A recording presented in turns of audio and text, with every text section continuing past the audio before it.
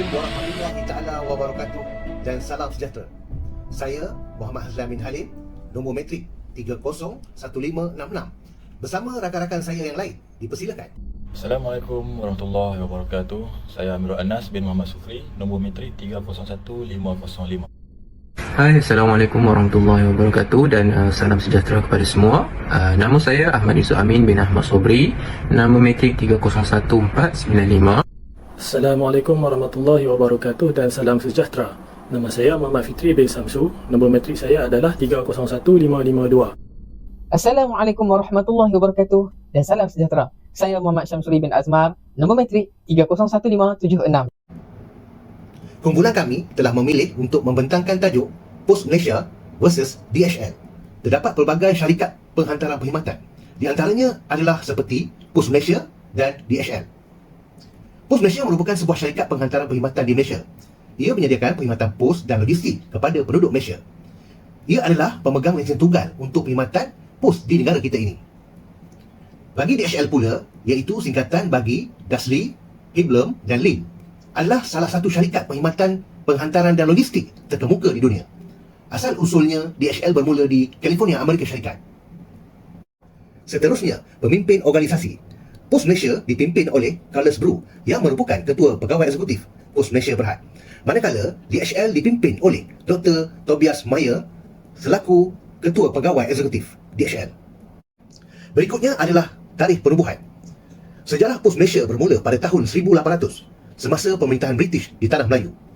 POS Malaysia digunakan untuk menghantar surat-surat rasmi dan dokumen penting. Semasa era pemodenan bermula pada tahun 1992, Kerajaan Malaysia telah menggabungkan beberapa perkhidmatan pos dan melancarkan POS Malaysia sebagai entiti korporat. DHL pula ditubuhkan pada tahun 1969 oleh Dasli, Larry Heblem dan Robert Lin. Ia merupakan sebuah syarikat logistik terkemuka di dunia serta mempunyai seramai 600,000 pekerja di lebih 220 buah negara. DHL juga menjadi sebahagian penting dalam landscape logistik global. Seterusnya adalah visi dan misi. Visi POS Malaysia adalah menjadi penyedia perkhidmatan logistik dan pos pilihan utama, mendorong keunggulan dalam perdagangan dan komunikasi. Manakala misi POS Malaysia adalah menjadi pembekal logistik terulung di Malaysia dengan meningkatkan kualiti perkhidmatan kami dengan menyalurkan informasi daripada POS Malaysia. Bagi visi DHL pula adalah menjadi penyedia perkhidmatan logistik global pilihan utama, memacu inovasi, memimpin dalam kecekapan dan memberi nilai tambah kepada pelanggan di seluruh dunia. Seterusnya adalah misi DHL pula ialah menjadi penyedia perkhidmatan logistik pilihan utama. Aktiviti utama perniagaan bagi POS Malaysia dan DHL dari segi skop perkhidmatan ialah POS Malaysia menyediakan perkhidmatan menghantar surat, bungkusan dan barang dagangan ke dalam dan luar negara.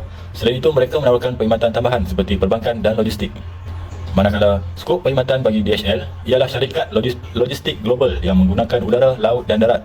Mereka tertumpu pada pengurusan rantai bekalan dan pengangkutan. Dari segi jaringan penghantaran, POS Malaysia mempunyai jaringan penghantaran untuk perkhidmatan pos domestik dan antarabangsa serta ekspres melalui anak syarikat seperti Pos Laju. Manakala DHL mempunyai jaringan penghantaran di seluruh dunia melalui udara, laut dan darat. Mereka boleh menangani kedua-dua penghantaran besar dan kecil yang memenuhi pelbagai keperluan logistik. Dari segi penumpuan pasaran, POS Malaysia mereka lebih tertumpu kepada perkhidmatan pos domestik dan antarabangsa serta perkhidmatan logistik. DHL ialah syarikat logistik global yang menyasarkan pelbagai industri seperti elektronik, kereta dan kesihatan. Antara lainnya, perkhidmatan penghantaran ekspres dan logistik yang cekap adalah fokus mereka. Produk dan servis organisasi dari segi rangkaian penghantaran dan destinasi. POS Malaysia mempunyai rangkaian pejabat pos di seluruh Malaysia dan lebih menumpukan pada penghantaran domestik, menyediakan penghantaran domestik dan antarabangsa. DHL merupakan syarikat logistik global dengan jaringan penghantaran global, terutamanya terkenal dengan perkhidmatan penghantaran yang pantas di seluruh dunia. Dari segi kelajuan penghantaran, POS Malaysia, penghantaran biasanya ditawarkan dengan kelajuan biasa, namun untuk kelajuan yang lebih tinggi, anda mungkin perlu membayar tambahan. Bagi DHL, penghantaran laju antarabangsa disediakan oleh perkhidmatan penghantaran cepat dan pantas seperti DHL Express. Dari segi pelbagai produk dan perkhidmatan, POS Malaysia menyediakan pelbagai barangan dan perkhidmatan termasuk logistik, bungkusan dan penghantaran surat. Selain itu, mereka terlibat dalam perbankan dan perkhidmatan pos. Manakala DHL menyediakan pelbagai jenis logistik termasuk pengangkutan udara, laut dan darat, penghantaran cepat dan penyelesaian rantai bekalan global. Fokus pasaran bagi POS Malaysia ialah lebih tertumpu kepada pasaran domestik Malaysia dan perkhidmatan antarabangsa yang berkaitan. Manakala DHL fokus utama ialah perkhidmatan logistik global untuk pelbagai industri dan syarikat di seluruh dunia. Dari segi teknologi dan pengurusan penghantaran, POS Malaysia Pengurusan penghantaran menggunakan teknologi tetapi mungkin tidak sehebat DHL atau syarikat logistik global yang lain. DHL kecekapan dan dipercayai dalam penghantaran boleh dicapai melalui penggunaan teknologi terkini dan sistem pengurusan logistik yang canggih. Dari segi modal, Pos Malaysia memerlukan pembiayaan daripada hutang dan modal kuantiti. Saham biasa dan saham keistimewaan boleh menjadi komponen modal kuantiti. DHL pula mempunyai struktur modal juga termasuk pembiayaan melalui hutang dan modal kuantiti. Satu contoh modal kuantiti ialah saham biasa yang didagangkan di pasaran saham. Pemegang saham bagi Pos Malaysia adalah syarikat milik Kerajaan Malaysia yang terlibat dalam perkhidmatan pos dan kurier.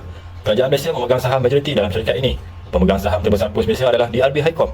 Manakala Etika Strategi Sdn Bhd adalah pemegang saham terbesar di dalam DRB Highcom yang dimiliki oleh Tan Sri Syed Muhtar Al-Bukhari, iaitu 55.9%, diikuti oleh KWSP 5.0%, Lembaga Tabung Haji 4.7% dan kumpulan wang persaraan KWAP 3.9%. Pemegang saham bagi DHL merupakan sebahagian daripada Deutsche Post DHL Group, syarikat perkhidmatan logistik global yang berpusat di Jerman. Deutsche Post DHL Group adalah syarikat awam yang tersenarai di bursa saham. Pemegang saham terbesar DHL pula ialah Government of Germany, iaitu 20.49%, diikuti oleh DHL Group 3.254%, The Vanguard Group 2.666% dan DWS Investment GmbH 1.539%.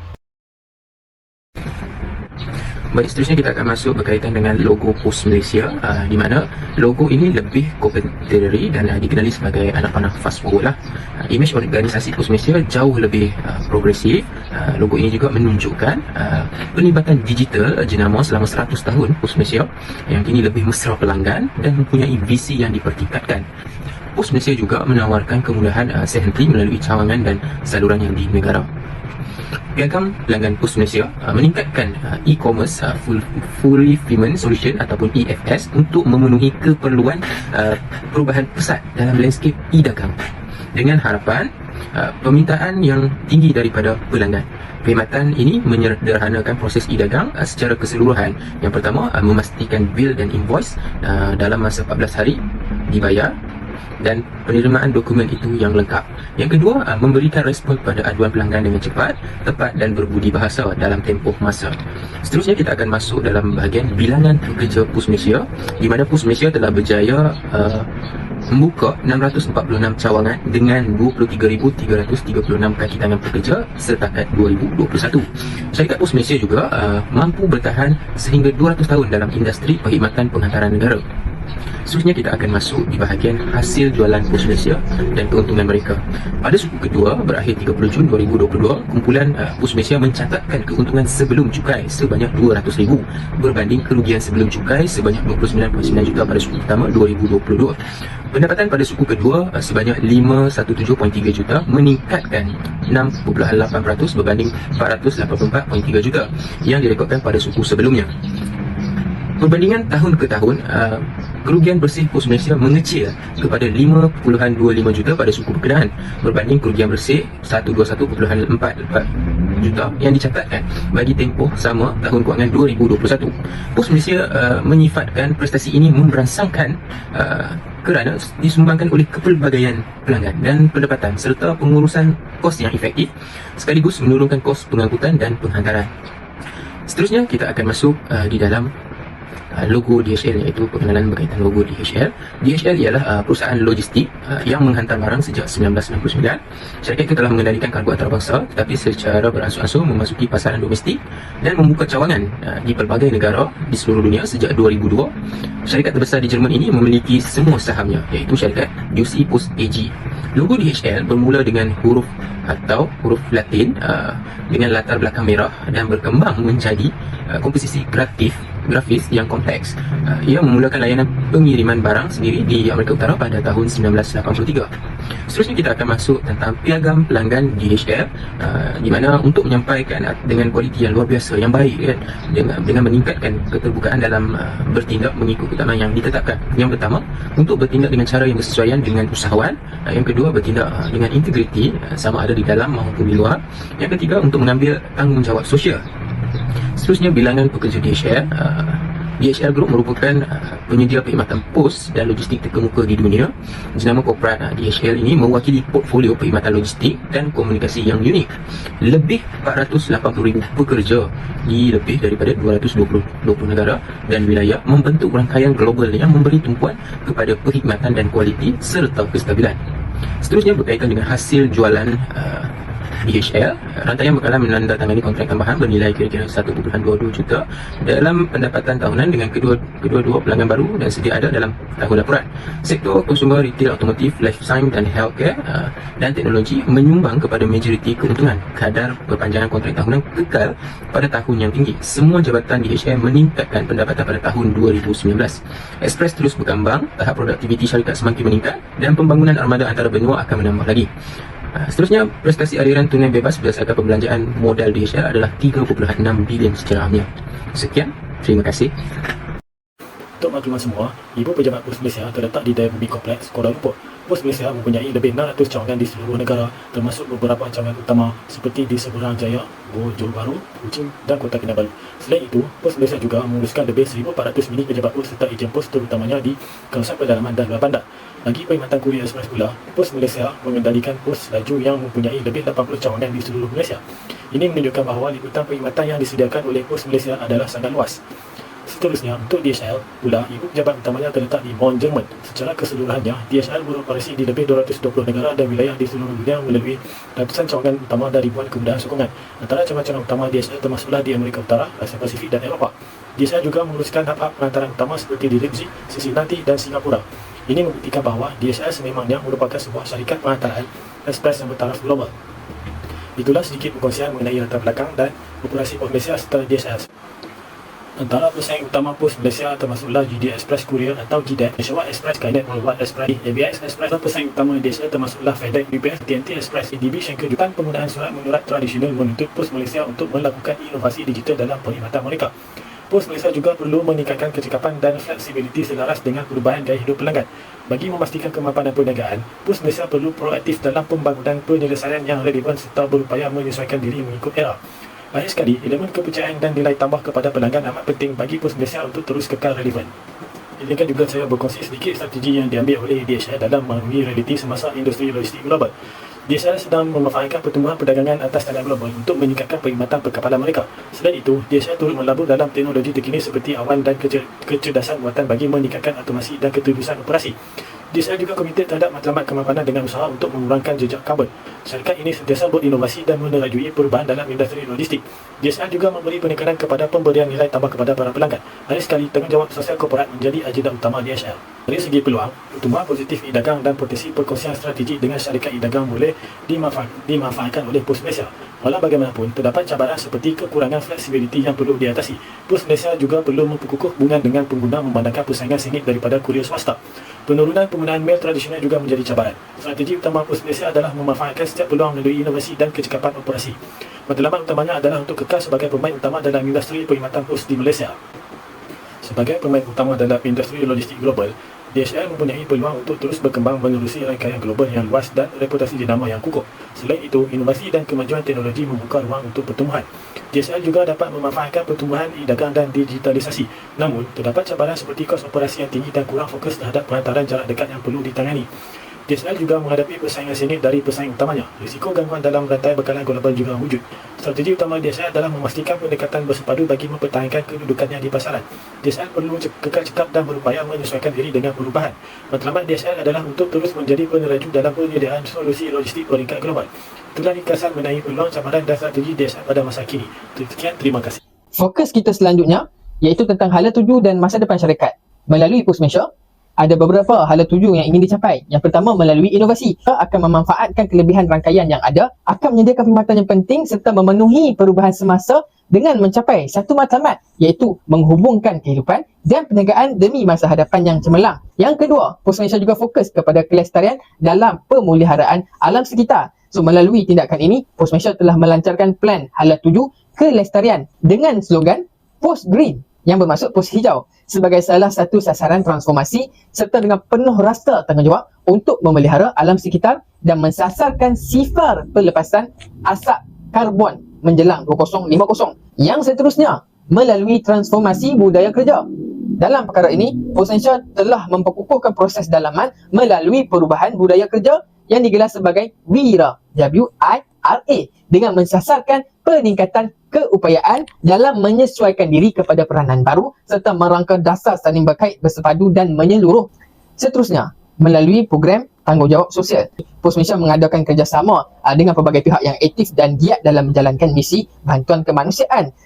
Menurut POS Malaysia 2024, hal ini adalah sebagai satu langkah yang secara tidak langsung akan memperkukuhkan kedudukan dan jenama POS Malaysia itu sendiri dan menjelaskan bahawa syarikat itu bukan hanya jenama yang fokus hanya kepada keuntungan tetapi juga prihatin kepada kesejahteraan masyarakat menurut Ajas 2023. Berikutnya, POS Malaysia juga menuju ke arah masa depan yang lebih selamat dan saling berhubung. Apa itu maknanya? Iaitu POS Malaysia peka dengan perubahan semasa dan kemajuan ekonomi digital dan mengambil inisiatif mempromosikan perkhidmatan perbankan POS yang dianggap sebagai salah satu urusan penting kerana masyarakat sangat cakna untuk menggunakan transaksi dan kemudahan yang disediakan melalui pesanan POS, kiriman wang sebagai satu kaedah yang selamat bagi membantu menguruskan pengurusan keuangan mereka.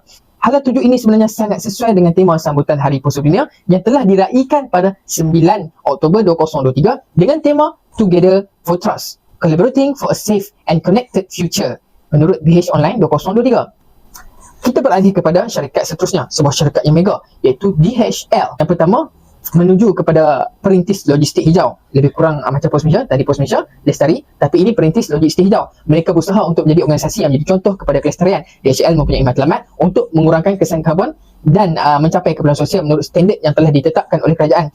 DHL juga menuju kepada kajian wawasan dan inovasi, iaitu berdasarkan perubahan yang berlaku dalam demografi, kemajuan teknologi, digitalisasi, pandemik COVID-19, antara perkara yang sangat memberi impak kepada perubahan ketara dalam cara kerja, meningkatkan kemahiran dan kekal untuk berdaya tahan adalah perkara yang sangat penting. DHL juga fokus kepada globalisasi. Kenyataan oleh pengarah pembangunan DHL, Stephen A. Atman, mengatakan bahawa pembuatan polisi perlu mengambil kira perkembangan yang berlaku dalam dunia terkini untuk memanfaatkan kelebihan yang ada dalam mengawal kesan kepada syarikat. Seterusnya, menerusi strategi 2025, we deliver excellence in a digital world. Syarikat ini akan terbina dan semakin meningkat kemajuan berpandukan trend terkini demi mencapai keuntungan jangka masa yang panjang. Seterusnya, capai kapasiti dan bakat. Merujuk BH Online 2023, rangkaian bekalan DHL dikatakan akan membuat pelaburan membesarkan kemampuan pergudangan, tenaga kerja serta usaha memastikan syarikat ini terus kekal bertahan. Terfokus kepada strength dulu, iaitu kekuatan. POS Malaysia adalah pemegang lesen tunggal dalam mengeluarkan stem. Beralih kepada DHL adalah syarikat penghantaran dan logistik terkemuka di dunia. Okay, kita teruskan kepada kelemahan, iaitu weakness. POS Malaysia dengan kelemahannya, kekurangan dari segi flexibility dalam memberi kepuasan kepada pelanggan. Okay, di sini melalui kelemahan teknologi dan sebagainya mungkin akan mengurangkan kepuasan pelanggan dalam menerima perkhidmatan. Dan seterusnya, DHL dalam kos operasi yang sangat tinggi dan kurang fokusnya kepada penghantaran jarak dekat kerana fokus utama mereka kepada global, mungkin akan terganggu pada jarak dekat. Okey, fokus kepada opportunity. POS Malaysia mempunyai peluang yang sangat tinggi ataupun positif dalam pembangunan e-dagang kerana ia boleh menawarkan peluang pertumbuhan yang sangat positif. DHL ada mempunyai pertumbuhan e-dagang global dan digitalisasi rantaian bekalan untuk memberikan potensi dan pertumbuhan dalam jangka masa panjang. Okay. Dari segi ancaman trade, POS Malaysia mempunyai persaingan daripada syarikat kurier persendirian, kemerosotan dalam pembangunan tradisional memberi impak yang sangat mendalam dan terkesan kepada keseluruhan syarikat itu sebenarnya. Selain itu, DHL juga mempunyai persaingan dengan pesaing utamanya seperti POS Malaysia juga dan lain-lain, selain mempunyai risiko gangguan dalam rantaian bekalan global jika berlaku masalah seperti peperangan dan perkara yang di luar jangkaan. Kedua-dua syarikat yang besar ini telah meninggalkan banyak pengajaran yang penting, iaitu mereka perlu bergerak untuk mencorakkan proses perniagaan bersesuaian dengan kemajuan dan keadaan semasa, sebagaimana pendapat yang diutarakan oleh Khalid 002 bahawa perniagaan ini perlu memanfaatkan segala kemudahan yang ada daripada kemajuan yang sedia ada demi memastikan ia terus relevan, berdaya saing serta berpotensi untuk melebarkan sayap ke seluruh dunia.